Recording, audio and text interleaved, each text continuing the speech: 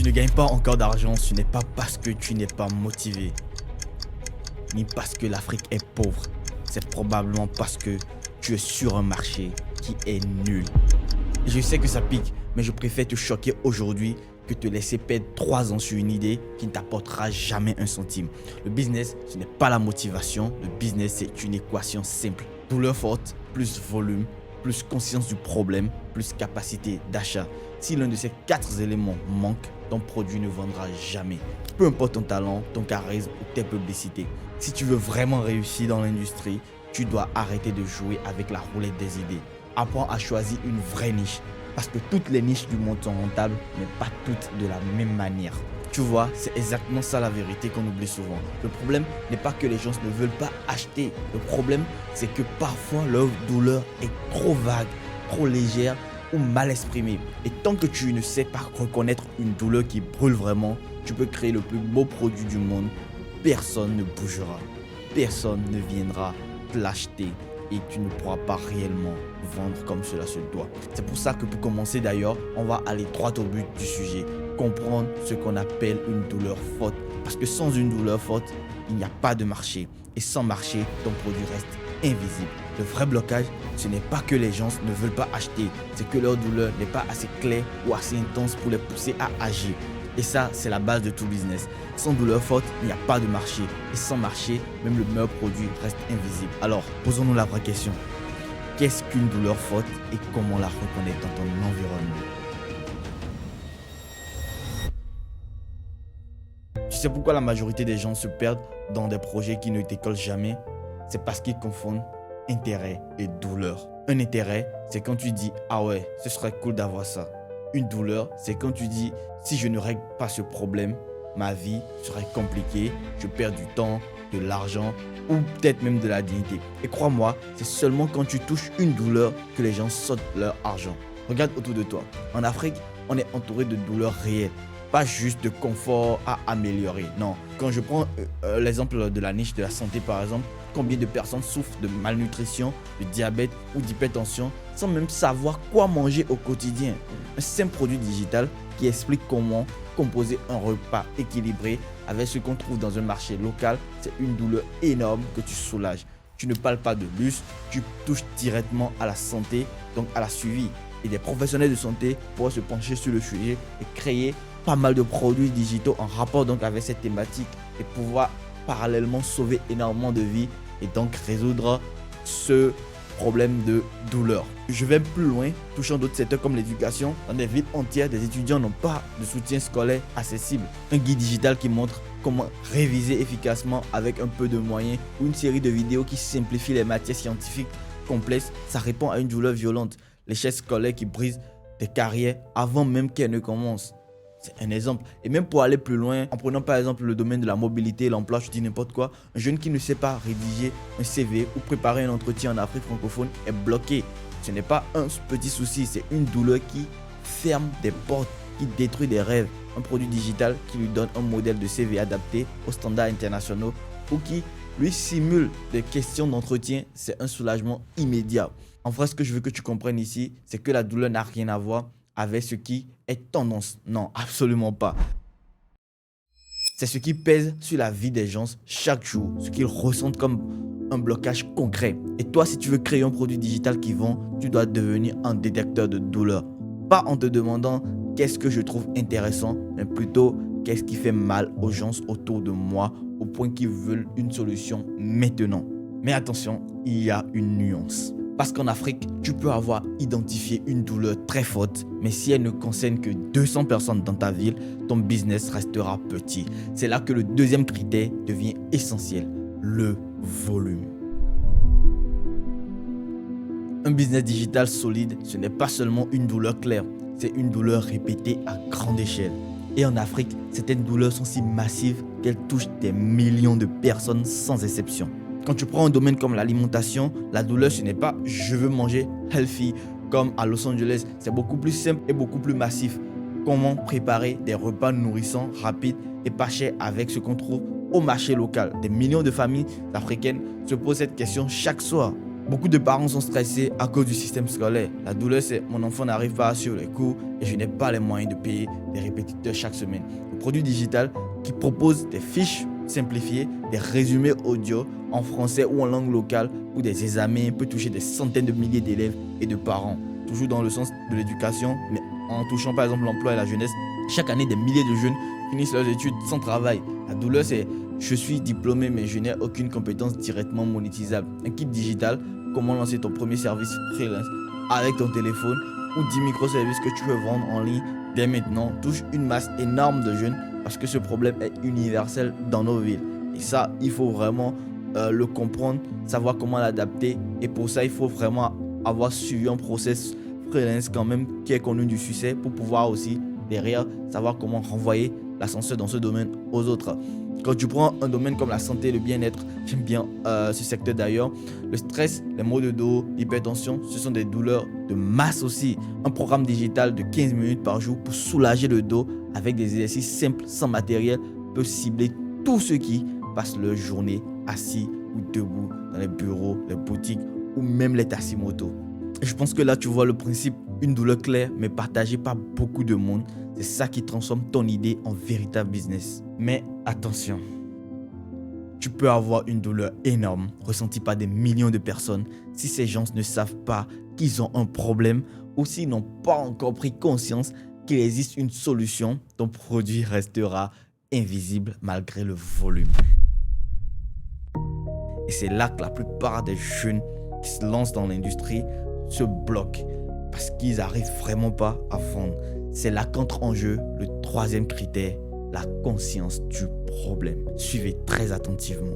Tu peux avoir une douleur énorme ressentie par des millions de personnes, mais si ces personnes ne savent pas qu'elles ont un problème ou qu'elles ne se disent pas que c'est un problème qui mérite une solution, elles n'achètent rien. C'est ce qu'on appelle la conscience du problème. Et laisse-moi te dire une vérité dure. En Afrique, beaucoup de business échouent, non pas parce que le produit est mauvais, mais parce que le marché est encore endormi. Maintenant, je vais te plonger dans 4 différents niveaux de conscience pour que tu comprennes réellement et savoir comment est-ce que tu peux amener ton marché à prendre conscience ou pas de son problème. On va démarrer avec donc le niveau 0, l'inconscience. C'est la majorité. Les gens vivent avec la douleur au quotidien, mais ne la voient pas comme un problème à résoudre. Quand tu prends un père de famille qui se plaint toujours de maux de dos, mais qui dit c'est normal, c'est l'âge. Il ne pense même pas qu'il existe des exercices ou une routine simple qui pourrait changer ça. Un autre exemple très courant également, un étudiant qui dépense toutes ses économies en photocopie alors qu'un seul pack de résumés digitaux pourrait l'aider pour l'année entière. Pour lui, c'est juste la vie. C'est pas un problème. Les gens avant moi l'ont fait, donc c'est comme ça fonctionne, c'est toujours ça. Et là, on va attaquer le niveau 1, la conscience vague. Ici, la personne sent la douleur, mais elle n'a pas encore mis un nom dessus. Elle sait que quelque chose cloche, mais elle ne sait pas quoi. Une mère qui remarque que ses enfants tombent souvent malades, elle se dit vaguement que c'est parce qu'ils mangent mal, mais elle ne sait pas comment rééquilibrer les repas. Un diplômé qui voit bien qu'il n'arrive pas à trouver de boulot, il est conscient qu'il est bloqué, mais il ne fait pas encore le lien avec le manque de compétences pratiques qu'il pourrait apprendre rapidement. Place au niveau 2, la conscience claire. Ici, la personne reconnaît le problème et commence à chercher une solution.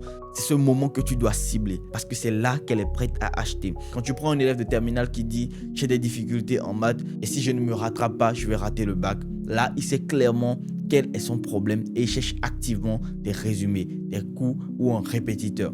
Quelqu'un qui dit par exemple « je dors mal, je suis trop stressé, je dois trouver une méthode pour me détendre ». Ici, il reconnaît le problème et devient ouvert aux solutions digitales simples, audio relaxante, routine guidée, etc. Quand nous attaquons le niveau 3, la conscience des solutions. C'est le dernier étage. La personne sait qu'il existe des solutions et elle est en train de comparer. C'est là que ton produit doit sortir du lot. À chaque étape, je te donne des exemples pour mieux t'illustrer, pour que tu puisses voir réellement que chaque niveau de conscience est différent de l'autre. Quand nous prenons donc ce niveau de conscience, on peut parler du producteur qui, par exemple, dit « je sais qu'il existe des guides pour augmenter mes rendements grâce à de nouvelles techniques, mais lequel est fiable ?» Un jeune qui veut perdre du poids dit « je sais qu'il y a des programmes fitness en ligne, mais lequel peut marcher avec peu de matériel ?» Et là donc, la comparaison entre en jeu. En gros, ce que tu dois comprendre, un marché n'est pas seulement défini par la douleur et le volume. Il est aussi défini par son niveau de conscience. Si tu veux vendre vite et fort, tu dois cibler les gens à quel niveau? Au niveau 2 et 3. C'est-à-dire ceux qui savent déjà qu'ils ont un problème et qui sont ouverts à l'idée qu'il existe une solution. Et c'est là que le marketing entre en jeu. Ton rôle, c'est d'éduquer ceux du niveau 0 et 1 pour les faire monter vers le niveau 2. Parce que plus tu fais prendre conscience à ton marché de son problème, plus ton produit devient évident pour lui. Mais attends, il y a une dernière vérité qu'on doit poser sur la table. Tu peux cibler une douleur énorme, partagée par des millions de personnes et qui est parfaitement consciente. Mais si ces gens n'ont pas la capacité de payer, ton business meurt. Donc là, laisse-moi t'expliquer pourquoi la capacité à acheter est le critère final qui sépare les niches qui explosent de celles qui stagnent. Tu peux avoir une douleur énorme, ressentie par des millions. Tu peux avoir un volume gigantesque. Tu peux même avoir une audience consciente, prête à trouver une solution. Mais si ces gens n'ont pas la capacité d'acheter, ton business est condamné. Et là, je veux que tu sois lucide, le plus lucide possible. En Afrique, beaucoup de projets échouent, non pas parce que les idées sont mauvaises, mais parce que l'offre n'a pas été pensée pour la réalité économique et technologique du marché. Surtout ce détail également très important. On va parler ici de la capacité réelle contre la volonté d'achat. Il faut distinguer deux choses. La capacité réelle ici, est-ce que ton marché peut payer? Niveau de revenu, outils de paiement disponibles, coût de la vie. La volonté d'achat. Est-ce qu'il veut allouer son argent à ce problème-là plutôt qu'à autre chose? Un étudiant peut avoir 10 000 francs de disponibles sur lui au moment où il tombe sur ton produit. Mais s'il juge que ce problème n'est pas prioritaire, il les dépensera dans un forfait internet ou une sortie entre amis, pas dans ton produit. C'est pour ça que ton offre doit être non seulement abordable, mais aussi perçue comme prioritaire. Après ça, tu dois adapter ton pricing au contexte. En Afrique, tu ne peux pas juste copier le pricing américain ou européen. Tu dois réfléchir en termes de pouvoir d'achat local. Un guide PDF vendu à 9 € en Europe doit parfois être repositionné à 2 000 ou 3 000 francs CFA en Afrique pour être massivement accessible. Une formation à 500 € peut être transformée en micro-modules fractionnés pour permettre donc à ta cible de payer ce même produit, mais en prenant en compte son pouvoir d'achat, en le faisant payer ses 500 €, mais dans une durée de temps beaucoup plus évolutive. Et c'est là que le coût d'acquisition client, d'ailleurs j'ai fait une vidéo là-dessus, entre en jeu. Tu peux suivre et pouvoir mieux t'inspirer quelque part sur ma chaîne, tu verras cette vidéo. Ton but, ce n'est pas seulement de vendre cher, c'est de trouver le point d'équilibre où ton marché peut acheter sans souffrir, où toi, tu restes rentable. Ensuite, nous avons également le frein caché, les moyens de paiement. Beaucoup sous-estiment ce point, mais si ton produit n'est pas payable dans la monnaie et avec l'outil que ton client utilise tous les jours, tu paies 70% de tes ventes et même plus parfois. Et là, soyons clairs, en Afrique, le vrai roi, ce n'est pas la carte bancaire, c'est le mobile money. Orange Money, Wave, MTN Money, Move Money, etc. C'est là que se fait la majorité des transactions. Et bonne nouvelle, il existe aujourd'hui des solutions qui te permettent d'encaisser facilement via Mobile Money, même si tu vis dans un autre pays. Personnellement, j'utilise une plateforme qui me facilite la vie. Création de boutiques digitales en quelques clics, analyse de toutes mes données, encaissement sécurisé. Si tu veux mettre ça en place pour ton business, le lien est dans la description de cette vidéo. Clique là-dessus, crée ta première boutique dès maintenant ou essaye cette nouvelle solution, tu m'en donneras des nouvelles. Elle est juste incroyable et va te permettre d'accéder au reste du monde sans absolument aucun risque de blocage. En point 4, l'accessibilité psychologique. Ton rôle, c'est de rendre ton produit accessible mentalement. Et quand tu fais ça, tu augmentes instantanément la capacité de ton marché à acheter. Et en parlant de ça, la capacité à acheter crée un cercle vertueux. Quand ton marché peut facilement acheter, tes conversions augmentent, tes clients obtiennent des résultats, tes résultats attirent plus de monde et tout ton business prend de la vitesse. Et c'est pour ça que tu dois penser capacité d'achat dès le départ, pas après. Et voilà, tu connais maintenant les 4 critères qui définissent une niche rentable. Une douleur forte, un volume suffisant, une conscience claire du problème et la capacité à acheter. Si l'un de ces 4 piliers manque, ton business vacille. Mais si les 4 sont réunis, ton produit peut devenir un aimant à client. On va être clair une bonne fois pour toutes. Toutes les niches sont rentables. Toutes. Arrête de courir après la meilleure niche ou le meilleur secteur. C'est un mythe qui te fait perdre des années. Ce qui fait la différence, ce sont les 4 critères. Une douleur forte, un volume suffisant, une accessibilité psychologique et une conscience du problème. Si ta niche coche ces cases, tu peux partir de zéro en Afrique ou ailleurs et construire quelque chose de solide. Regarde autour de toi, il y a des gens qui gagnent leur vie en enseignant comment cuisiner des plats locaux. Et généralement, ce type de business model est très développé en Occident d'ailleurs, en créant des programmes pour apprendre aux enfants à lire ou même en vendant des guides pour prendre soin de ses cheveux naturels.